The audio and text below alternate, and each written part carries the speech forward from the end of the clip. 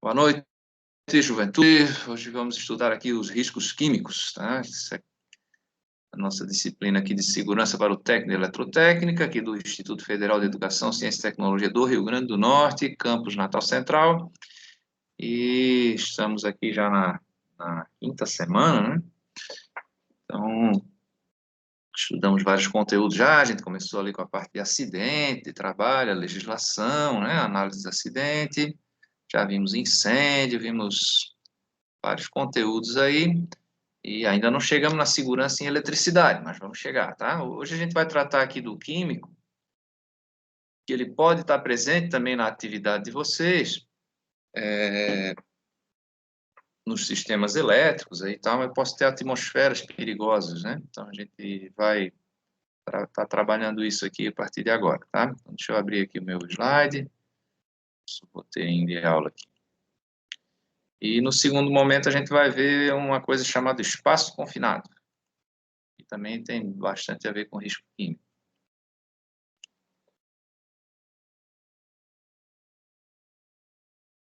Estão vendo já aí o slide? Quem me diz aí no chat, está vendo? Risco químico. Dá para ver. Sim, professor, dá para ver. Ok, então vamos lá. Olha só, gente, claro que a gente está tratando aqui das substâncias químicas nocivas, né?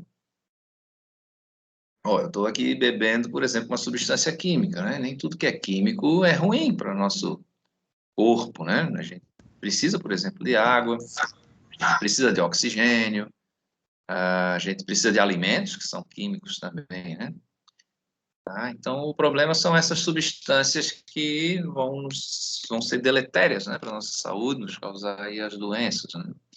Doenças ocupacionais. E essas doenças podem ser mais rápidas, né, ou adquiridas ao longo dos anos de exposição. Tá?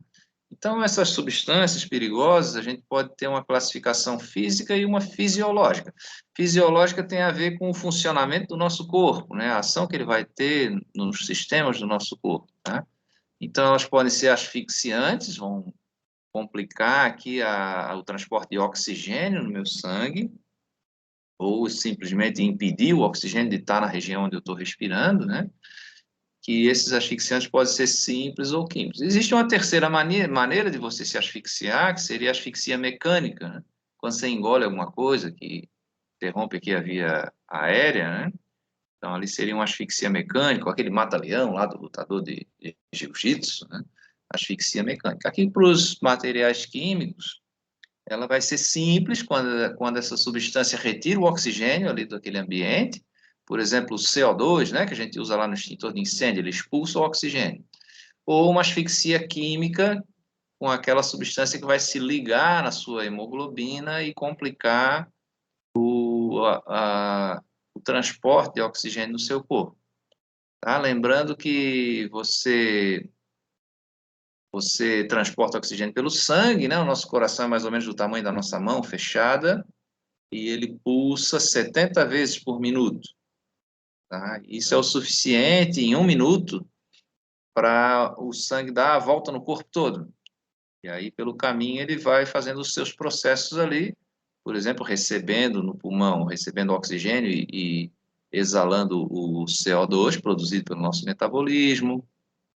Ele vai também ser purificado lá nos nossos rins, ele vai receber os complexos de energia do nosso fígado, tá? Então, tem que cuidar aqui com esses asfixiantes. Outros são os anestésicos. Os anestésicos eles vão prejudicar o seu sistema nervoso central. Por exemplo, os vapores orgânicos, aí a gasolina, o etanol, né? São anestésicos, tá? O álcool também que a gente ingere, né? No começo ele tem a sensação de euforia, mas daqui a pouco vem a depressão, né? Então, ele é depressivo do meu sistema nervoso central. Então, esse é um problema também. E os outros são os irritantes, aqueles que vão lesionar os nossos olhos, a nossa pele, provocar espirro, provocar queimaduras, né? Então, esses três itens aí da classificação fisiológica. Como é que eu vou absorver, então, um produto químico para poder prejudicar aqui o meu organismo? A principal via respiratória, tá? Vocês estão respirando aí agora. O nosso pulmão tem mais ou menos 24 metros quadrados de área de troca, né? Os dois pulmões aí. E esse ar vai até os alvéolos e lá eu vou ter uma região de troca aí do oxigênio com o meu sangue, e o sangue também vai retirar o dióxido de carbono da nossa, do nosso metabolismo para expelir aqui pelo pulmão, né? Então, a principal via, se eu tiver uma atmosfera perigosa, né, é a respiratória. Mas eu posso absorver também através da minha pele, ou através de cortes na pele, ou punções na nossa pele. Tá? Por exemplo, você está com a mão machucada e vai lavar a mão ali com vinagre, né? E se sente arder. Todo mundo tem algum machucado na mão em algum momento, né? Vocês lavarem a mão de vocês com vinagre agora, vocês vão sentir arder aqui em algum lugar. Então, isso é a percutânea, né? E a própria pele tem uma taxa de absorção. A gente tem uma proteção, né? Mas a gente consegue absorver vários produtos aí pela pele. Os nossos olhos e as nossas mucosas, eles absorvem mais. Tá? Então, você lavar a mão com gasolina não é aconselhável, né? Mas o mecânico faz isso para tirar a graxa da mão, né? É bem diferente de você fazer um bochecho de gasolina. Se você fizer um bochecho de gasolina, mesmo que você cuspa fora a gasolina, às vezes acontece esse acidente que a pessoa vai puxar com a mangueira, né? A gasolina para botar em um reservatório, né? Então, a nossa mucosa absorve muito mais, tá? Então, mais cuidado. E às vezes a gente leva a mão suja no olho também, com a substância química aí, e tem absorção maior do que a nossa pele. Também a via digestiva, ninguém em sã consciência vai comer veneno, né? Mas é possível eu contaminar o alimento, né? E tá ingerindo aí substâncias nocivas, tá? E a última maneira é de mãe para o feto. Tá? Então, aquela mãe que é fumante passiva, por exemplo, o marido fuma e a mãe não fuma, mas respira aquela fumaça do marido, o bebezinho lá também é viciado em nicotina. A mãe que é viciada em crack, por exemplo, normalmente aborta, né? Porque vai circular, o que circula no teu sangue, circula no sangue do neném. Então, como funciona isso? Você tem o pulmão, né? Por onde você vai botar para dentro aqui o seu oxigênio aqui da atmosfera. O coração, que tem quatro, está em formato quadrado ali, porque ele tem quatro câmaras, né? Os dois átrios e dois ventrículos. E ele, em cada pulso aí, ele joga sangue para o pulmão e recebe sangue do pulmão e joga para o corpo. Então, essa parte clara seriam as artérias, por onde vai o sangue arterial, que é o sangue rico em oxigênio. E aquela parte pretinha ali, a setinha, né, são as veias, é nosso caminho de retorno. Tá? E na veia tem o sangue venoso, que ele é rico em CO2. Tá? Então tem que levar o oxigênio e os nutrientes também. O nosso sangue tem também função de termorregulação, também o nosso sistema imunológico também circula pelo nosso sangue, né? A questão da alimentação também, as moléculas de energia que estão no nosso sangue também. Tá? Então ele vai passar pelo fígado para pegar ali as moléculas de energia, né? E depois vai ser filtrado aí pelos rins e uma boa parte sai na urina. Tá? A gente diz assim, isso aí sai na urina, né? Boa parte das toxinas sai na urina. Mas a gente também elimina toxinas nas unhas, no cabelo, tá? Na própria pele, que vai descamando, a gente vai eliminando toxinas do nosso corpo. E algumas voltam para o meu pulmão e eu elimino pelo pulmão. É o caso lá do bafômetro, né? Para você saber que a pessoa ingeriu álcool, quando ela soprar lá naquele aparelho, né? Ali não está medindo o álcool, tá? Ela está medindo os fenóis que são produzidos pelo metabolismo do álcool. Então, tem ali uma proporção de quantos miligramas de álcool tem no meu sangue, em função do que eu estou exalando de produto dessa metabolização aí. Tá? E, claro, nesse caminho aí de 1 minuto, da volta no meu corpo, ele vai causando os estragos aí pelo meu organismo, né? Alguns vão ferrar o meu pâncreas, outros ferram o próprio pulmão, alguns não são solúveis no sangue, então já ferra só o meu pulmão, que já é uma desgraça, né? Alguns vão ser mais danosos para o fígado, o caso aí da bebida alcoólica, né? Mais danosa para o fígado. E depende da substância, né? Claro que a gente se preocupa com a questão respiratória, né? Porque você vai ter que respirar estando num ambiente, né? Mesmo que você não esteja trabalhando ou envolvido com aquele processo, mas você está naquele ambiente contaminado, você vai respirar o produto, né? Então, o contaminante atmosférico é esse que está suspenso na atmosfera do ambiente de trabalho e, claro, ele tem uma ação deletéria, né? Uma ação que provoca mal para a minha saúde. E a gente falou lá da classificação fisiológica, que é como ele atua no nosso corpo, asfixiante, irritante e anestésico, né?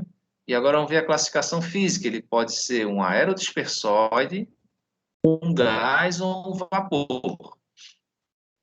Qual a diferença? Aerodispersóide, tá? Pode ser partícula líquida ou sólida. Por exemplo, aí a poeira, partícula de agrotóxico.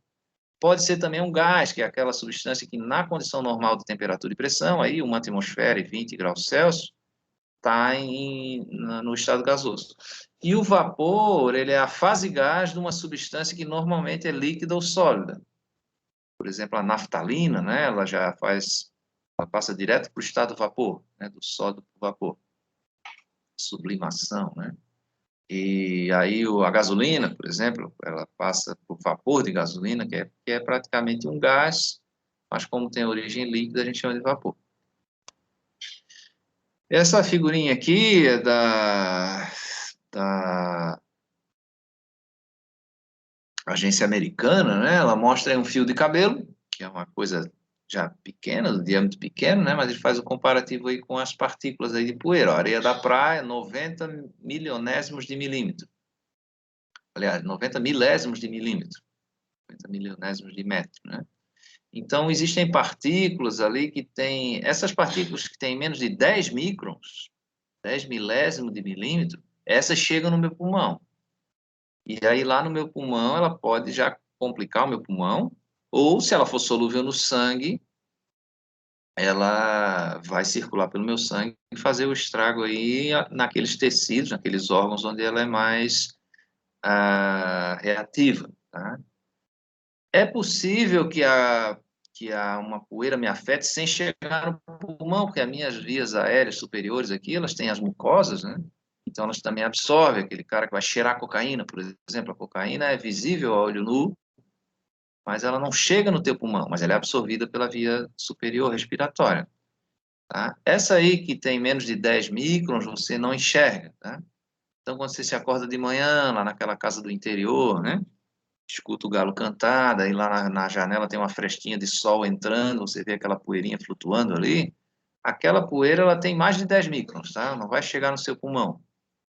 Então, ela é expelida, por exemplo, com um espirro, com secreção, a catota aqui, a meleca que você tira do nariz, você vai eliminar essa poeira aí, tá? Essa poeira maior. A cocaína também é expelida pelo espirro, não? Qual? Não entendi. Cocaína? Não, aí não. Não, você pode espirrar, mas assim, não porque ela é absorvida pelas mucosas, né? Então tem que tomar um cuidado também. Eu estou falando dessa poeira de sílica, por exemplo, da poeira animal aí, de pelos de animais, poeira de sintética e de plástico, por exemplo, né? De madeira.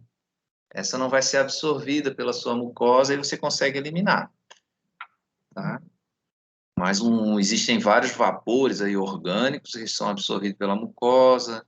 O caso dessas drogas também aí, também absorvidos pela mucosa.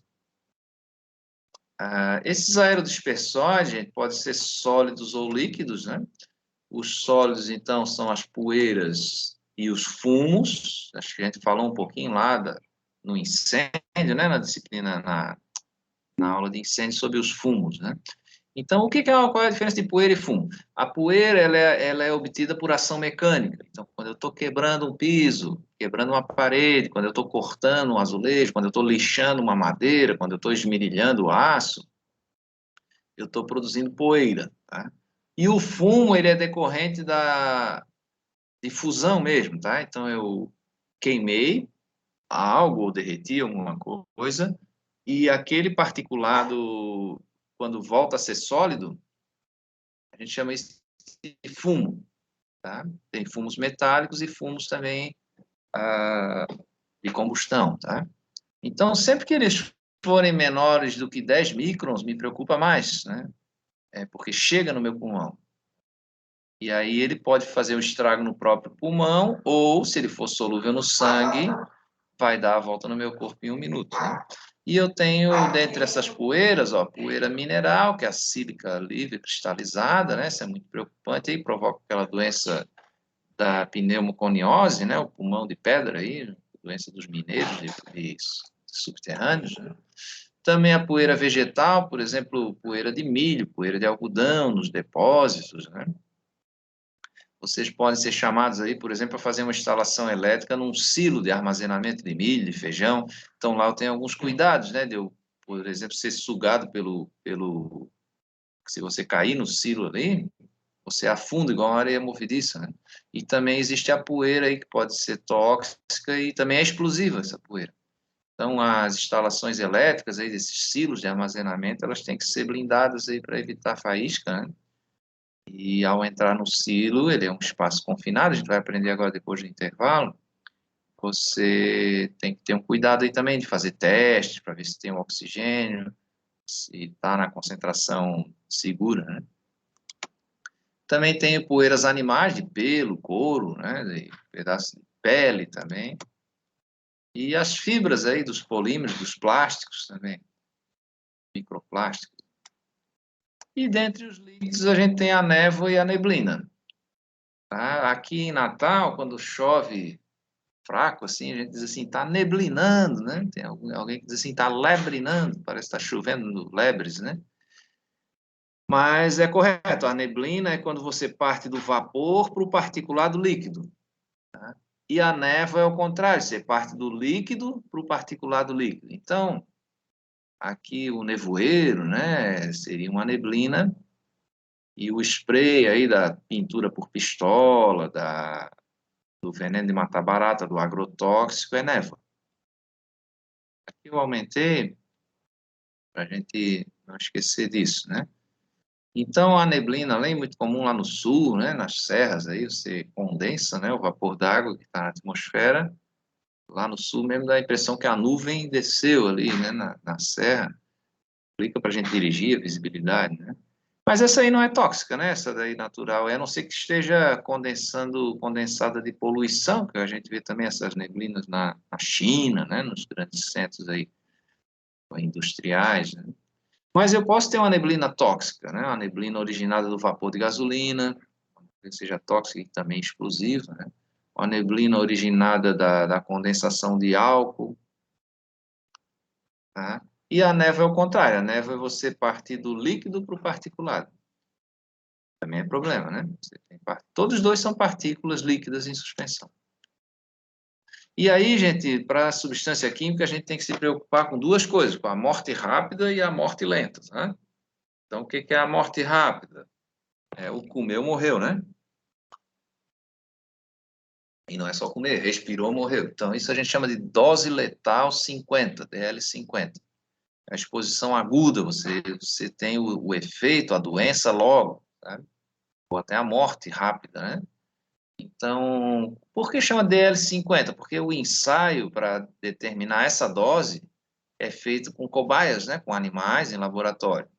Então, se morrer metade das cobaias, com aquela concentração, a gente diz que aquela é a dose letal 50. E outra coisa é que a morte lenta, né? Você vai morrendo aos poucos aqui, e para isso a gente não usa a dose letal, a gente usa o limite de tolerância. Então, o que é o limite de tolerância? É um valor abaixo do qual eu aguento 35 anos, 8 horas por dia, todo dia, trabalhando naquela atmosfera. E acima desse limite de tolerância, não é que eu já vou morrer hoje não, mas eu vou, ao longo dos anos, desenvolvendo doença. Tá? Desenvolvendo doença relativa àquela substância. Pode ser um câncer de pulmão, pode ser uma lesão de pâncreas, de fígado, pode ser problemas mesmo motores aí no meu sistema nervoso central, né? Então, o limite de tolerância a gente tem tabelado na norma, aí, na NR15, é a norma da insalubridade, e claro que ele é para cada substância diferente, né? Olha só a acetona, isso que as mulheres usam para tirar o esmalte de unha, né? 780 ppm. ppm é partícula por milhão, tá?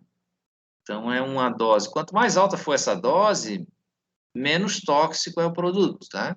Então, olha ali o ácido clorídrico, ó, só 4 ppm. Então, ele é muito tóxico. Tá? A gente não tolera mais do que 4. Então, quando eu estou acima desse limite aí, eu tenho certeza que eu vou adoecer ao longo dos anos, né? Então, a gente sempre trabalha com uma coisa que a gente chama de nível de ação, que é a metade disso aí. Quando passa da metade do limite de tolerância, a gente já tem que ter alguma proteção. Tem que ter ventilação, tem que ter respirador. Tá? Então, esse tabelão aí vai do acetaldeído até o zinco, de A a zinco, né? Como fazia aquela propaganda da vitamina, né?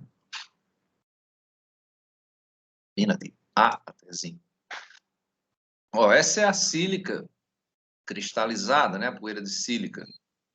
Tá? Ela tem esse formato de agulhas aí. Quando chega no meu pulmão, ela perfura o alvéolo e aí começa a dar um fenômeno ali de tipo uma cicatriz que vai enrijecer o teu pulmão. Ele não consegue mais trocar o ar, né?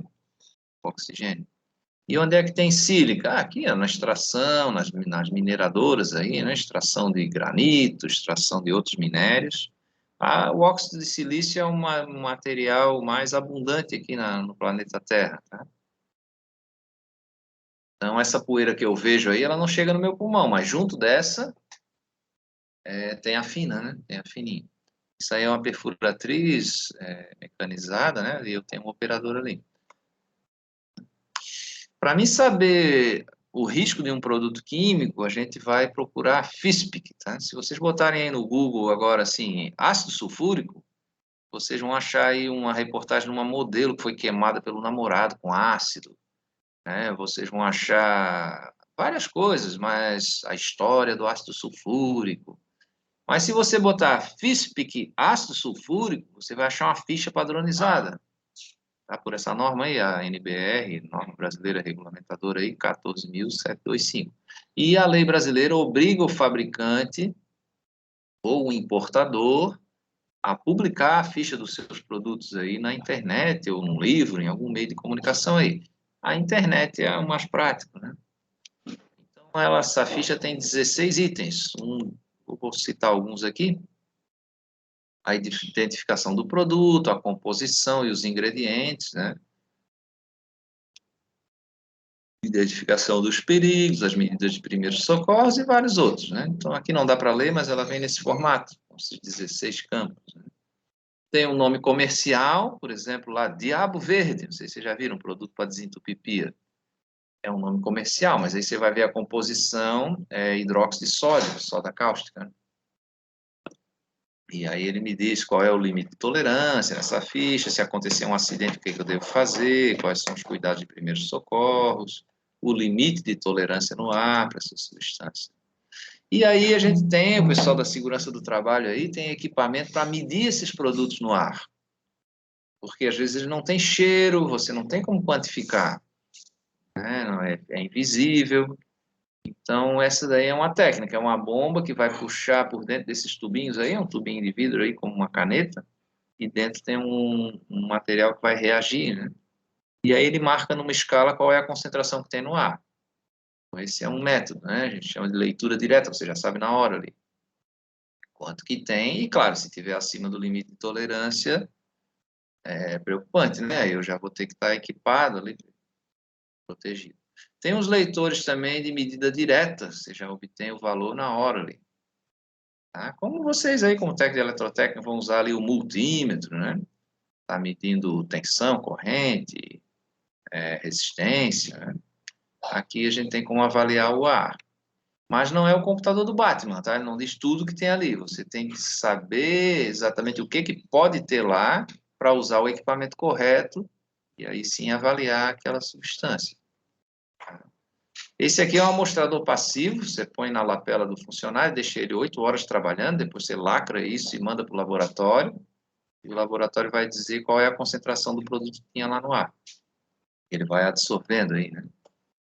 E essa é uma bomba de fluxo constante, que ela serve para você forçar a passagem desse ar por um filtro, e aí você manda esse filtro, esse coletor aí, para o laboratório para saber qual era a concentração do ar. Ó, aqui tem um filtro de poeira, e esse aqui, o filtro de poeira com o ciclone. A função desse ciclone é separar a poeira grossa, que cai aqui no copinho, essa não vai para o nosso pulmão, e a fina daí sobe aqui para o cartucho. Aí aqui tem uma membrana de PVC que a gente leva para o laboratório para ver a concentração que tinha lá no ar. Outro método é você coletar o ar mesmo. Tá? Para algumas substâncias, você pode coletar o ar, um saco assim, de 5 litros de ar, e você manda esse ar contaminado lá para o laboratório. Mas a grande maioria dos produtos, a gente precisa de um volume de ar muito grande, então não vou encher um saco de 400 litros de ar, né? Então, a gente faz esse ar passar por um filtro, esse filtro vai impregnar com a substância que a gente quer medir, e aí a gente manda isso para o laboratório. Ó, aqui tem a demonstração. Ele está com a bomba na cintura, fica com a bomba na cintura, e o tempo de coleta depende da substância, tá? Tem substância que é só 20 minutos. Ácido sulfúrico, você coleta 20 minutos só. Aí a gente regula a vazão ali nessa bomba, né? E a poeira aqui é 4 horas, tá? Então passa aqui é a poeira total e aqui é a poeira fina, que a gente chama, poeira respirável. Tem um ciclone, né, para separar a poeira grossa e você mede a poeira fina, poeira de sílica, né? Ó, aqui é o necrotério lá da Universidade Federal, eu trabalhei lá já, né, e aqui estava fazendo a análise do formol, a gente usa o formol para conservar o cadáver. Esse aluno aqui da medicina, que é o professor, né, que o aluno está aqui com o coletor, tá vendo? A bomba está na cintura dele, está coletando o ar. O local da coleta tem que ser a menos de 20 centímetros do nariz, tá? A gente posiciona aqui na lapela e coleta, tá? E, claro, a gente fazer essa identificação do produto e a avaliação para poder projetar as melhorias, né? Então, como é que seria essa proteção? Posso proteger de 3 maneiras. Uma é projetar bem o meu trabalho, evitar substâncias tóxicas, já projetar o método de trabalho de uma maneira mais segura, né? Outra maneira é você adaptar esse ambiente de trabalho que já existe com proteções coletivas, a ventilação, barreiras aí, né? E outra maneira é usar o EPI, a proteção individual para químico, normalmente é o respirador, né, para proteção respiratória, mas eu tenho também luvas, máscara, macacões, trajes, botas. Então, falando do projeto do trabalho, a gente dimensionar como esse trabalho vai ser feito, que ferramentas eu vou usar, né? Colocar os materiais de emergência ali, se é um chuveiro, lava-óleos, quando você se contamina, você vai para baixo desse chuveiro, lava os seus olhos, lava o seu corpo, esse verdinho aqui, né? A vidraria correta, no caso de laboratório, né? Aqui é para secar, aquela vidraria a gente tem um processo de higienização e seca aqui nisso. E essa é uma pera de pipetagem. Esse tubo aqui é a pipeta, né? Um tubo graduado, onde eu vou poder pegar, eu quero 20 ml de substância. Como é que funciona isso? Você aperta o botão aqui aqui o ar e aperta a pipeta. Ela vai ficar, no ar que tem uma esferinha, né? Ela vai ficar comprimida, né? Aí você clica, aperta aqui na sucção, ele vai puxar o líquido para dentro da pipeta. E depois você aperta aqui na exaustão para poder entrar o ar e o líquido descer lá no becker, lá no local onde você está fazendo o experimento, né? Então isso aqui ajuda muito, porque tem gente que quer botar a boca ali para puxar de canurinho, né? Então não é legal que você está absorvendo o vapor, aquela substância, você pode engolir aquela substância tóxica também. O ideal é que as substâncias que são mais concentradas no laboratório, a gente trabalha dentro da capela química, que é uma cabine que vai prover a exaustão, né, para evitar que esse produto se dissolva aí no ar do ambiente. Com a capela, a gente sempre evita coisas desnecessárias ali dentro, e a gente aciona 5 minutos antes de começar o trabalho, para ela já entrar em regime permanente de sucção, né? E aí se mantém a abertura de 30 centímetros, só o suficiente para caber o seu braço lá dentro, para fazer o serviço. E no final a gente deixa mais 10 minutos ainda ligada para ela fazer a purga, porque se você desligar logo, o produto que estava em suspensão ali volta para o seu ambiente de trabalho. Então você deixa mais 10 minutos e aí baixa a janela, mas não fecha completamente a janela, deixa ali 1 centímetro para poder entrar ar e ela poder succionar, jogar, né, todo aquela produto que sobrou ali para fora do laboratório. Outra proteção coletiva que a gente usa em pinturas industriais é a cortina d'água. Você pinta o material na frente de uma cortina, está descendo uma chapa metálica, né? Então o particulado da tinta já fica ali na água. Né? Então, o processo também, aqui dá para ver melhor nessa foto. Você vai trabalhar ali, aqui tem uma cascata, né? E o exaustor está por trás dessa cascata. Então o ar é forçado a entrar aqui, um ar novo, né? E o particulado é jogado aqui na água, né? A pintura de pistola, gente, ela tem o solvente, mas também tem o particulado da tinta, tá? Então tem que controlar esses dois aí. E também ventilar o meio ambiente, né? A gente usa aí esses exaustores, insufladores de ar, e isso é calculado. O pessoal da segurança do trabalho aí que calcula isso, né? Esses sistemas. E por fim, quando essas coisas aí não resolvem, aí eu vou ter que usar o EPI, tá? Então, quando é que eu vou usar o EPI? Quando todas as outras alternativas não deram resultado. Tá? Tem gente que pensa logo de cara no EPI, né? Mas o EPI é a minha última alternativa, porque eu tenho que primeiro pensar na proteção coletiva. E para especificar o EPI, eu tenho que conhecer a substância, tá? Porque, por exemplo, uma luva de borracha aí, de látex, se você for trabalhar com gasolina, ela derrete a luva. Então, existe um tipo de material para cada tipo de contaminante. Ó, se eu for trabalhar com ácido, por exemplo, esse traje aí tem que ser de PVC. Se eu usar nylon, aí não vai aguentar, né? Então, PVC. Aí ele tem que ser, além de ter resistência química, né? Também tem que ser impermeável, né? Pode ter resistência química, mas o produto atravessa ele, porque ele tem poros, né? E a resistência mecânica, e dependendo da minha atividade, eu vou poder me mexer e tal, sem estar rasgando a luva, sem estar rasgando o traje, né? O calçado, a gente, para material químico, a gente tem que ter também uma resistência química, né?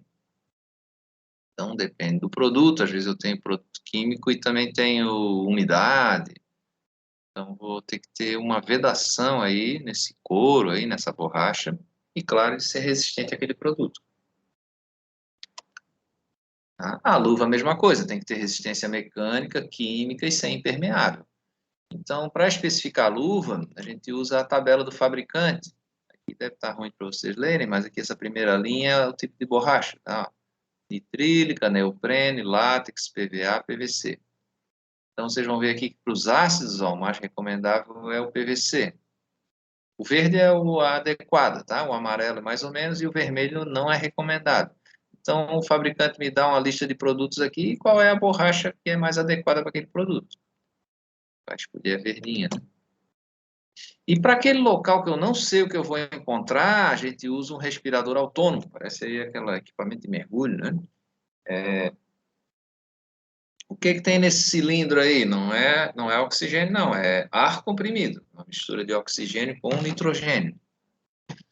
O problema desse sistema aí é que só me dá autonomia de meia hora. Então, a gente usa para resgate, para entrar num local para fazer um trabalho rápido. Tá? Se eu preciso passar muito tempo lá, a gente usa aí uma tubulação de ar comprimido e conecta na gente com uma mangueira e usa o cilindro só como reserva. Pô, se falhar lá, compressor de ar, eu consigo escapar daqui porque eu tenho uma reserva de ar. A gente chama de respirador autônomo. E dos respiradores que não são autônomos, eles vão ter que ter filtros, tá? Então, claro, eu tenho que ter primeiro garantia de que tem oxigênio naquele ambiente, porque ele não fabrica oxigênio. Então, ele vai filtrar o poluente, mas se eu tiver um nível baixo de oxigênio, vou desmaiar, né? Tá? Então, tem alguns modelos aqui, esses aqui são os que têm válvula, tá? Então, existe para vapor orgânico, para risco biológico. Agora, esse risco biológico aí não é o Covid-19, né? O SARS-CoV-2. Esse risco biológico é quando eu tenho, que tem essa válvula, né? Porque a válvula deixa sair o ar que eu estou respirando. Mas quando eu puxo o ar, a válvula fecha e ele entra pelo próprio tecido ali da máscara ali, que já é o filtro. Então, se eu estou lidando, por exemplo, com animais, com locais contaminados, onde só o local pode me contaminar, a gente pode usar esse que tem a válvula. Mas quando eu estou num local que eu posso contaminar outra pessoa, por exemplo, um hospital, o enfermeiro pode contaminar o paciente, aí não posso usar essa válvula. Tá? Então, no caso da Covid agora, a gente não usa máscara com válvula. Essa daqui, ó. A N95, famosa N95, para o risco biológico, né? N95 é porque tem uma norma da NIOSH.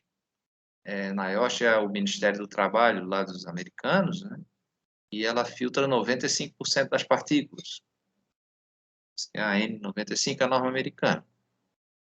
Mas não é esse respirador descartável, também serve para produto químico, tá? Para solvente e tal. Só que até o limite de 10 vezes o limite de tolerância. Acima de 10 vezes eu já tenho que usar esse outro respirador. Ó, aqui também ele aí, né? Acima de 10 vezes o limite de tolerância, eu tenho que usar o respirador com manutenção, esse que tem os cartuchos para a gente trocar o filtro. E é claro, para eu acertar o tipo de filtro, eu tenho que saber o que tem naquele ambiente, né? Aquele ar lá. Tá? E acima de 500 vezes o limite de tolerância, eu tenho que proteger também os olhos. Existe essa máscara aqui também para particulado e também por risco biológico. Você tem uma bomba de ar na cintura e aqui dentro dessa bomba tem o filtro de alta performance, né? O EPA de alta performance. E aqui você liga uma traqueia no capacete e você faz uma pressão positiva aqui no capacete. Isso aqui que parece a barra do Papai Noel, na verdade é para pegar por baixo do queixo, é um tecido, né? Então ele só permite que o ar saia, não permite que o ar entre. O ar que eu vou ter aqui dentro desse capacete é o ar que passou pelo filtro. Então, aqui tem uma bateria que dura 8 horas, você fica o dia inteiro usando isso, né? Então, a gente vê muito isso aí no filme Epidemia, né? Para laboratório de risco biológico, fábricas de medicamentos também, que você pode ter aquela poeira de medicamento no ar lá e contaminar o funcionário. Então, se usa esse aqui de pressão positiva. Ó, aqui tem um exemplo aí, você está com a traqueia ligada ali, né? E ele na cintura, mandando o ar aqui para dentro do capuz, então o ar sai aqui, não é vedado, mas com a pressão aqui é maior do que fora, o contaminante não consegue entrar ali. E aqui eu também estou usando a capela. Para especificar o respirador, eu tenho que ver primeiro o que é a minha atmosfera agressiva, tá? Se for um particulado lá, um bioaerosol, a gente vai usar o P2, né? Por isso que a gente usa aí, é P2N95, é a mesma coisa, né? P2 ela filtra 95%, é o particulado 2. E também filtra bioaerosóis, aí funciona bem para os micro-organismos, tá? Para os gases ácidos, eu tenho um filtro específico, para vapor orgânico, outro, os irritantes, outro. E se eu tiver uma mistura de gás ácido e vapor orgânico, posso usar um filtro combinado, que a gente chama de GAVO, gás ácido e vapor orgânico. Então, existe uma infinidade de filtros que a gente vai estar especificando, normalmente é o técnico de segurança que está especificando isso. Né? Além do respirador, tem que também proteger o meu rosto, tá? Então, quando é com partículas volantes, posso usar esse óculos de segurança aqui, que o eletricista usa também, né? Quando abre um arco ali, para não vir fagulha no olho dele, né? Se usa esse óculos aqui transparente. Mas se é um vapor que está em suspensão, eu tenho que usar um óculos vedado, né? Um gás, um vapor, porque os meus olhos vai entrar por trás do óculos, né? Meus olhos absorvem.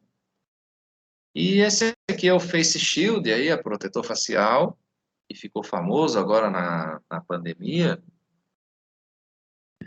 E aí ele tem função de segurar respingo, né? O particulado do paciente, o espirro, né? A partícula de saliva da voz, você está falando. Então, é claro que por baixo desse aí você vai estar usando o respirador também, e tem essa proteção para proteger a face e os olhos. Ele serve também, tem uns mais reforçados, o Face Shield que se usa em hospital, ele tem uma lâmina bem fininha para ficar bem leve, né? Mas esse aqui a gente pode estar usando também para, esse aqui mais reforçado, para a partícula volante, né? Para não acertar o meu rosto aqui. Você está esmerilhando alguma coisa, ou usa o óculos por baixo e a viseira por cima. Tá, gente? Então, essa é a primeira parte. Deixa eu parar aqui. E vamos fazer um pequeno intervalo e voltamos já já com o espaço confinado, tá? Intervalo, 15 minutos. Que horas tem? 12h20. Vamos fazer 10 minutinhos. Voltaremos às 21h30. 21h30. Intervalinho aí de 10 minutos só para a gente dar um ar, tá? Alguma dúvida aí? Estão entendendo? Estão conseguindo acompanhar? Parar aqui a gravação. Daqui a pouco a gente volta.